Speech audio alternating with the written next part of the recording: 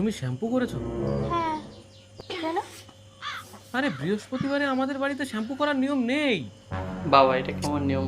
কিচ্ছু জানে না।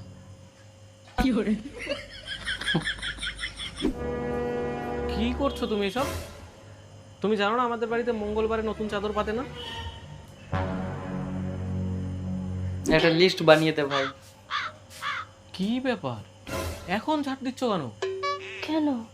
আরে আমাদের বাড়িতে বিকেলবেলা ঝাড় দেওয়ার নিয়ম নেই। কখন দেয়? কি করছো তুমি? তুমি জানো না আমাদের বাড়িতে সন্ধ্যার পরে চিকেন খাওয়ার নিয়ম নেই? কেচলাম ধীরে। বাস করেছে।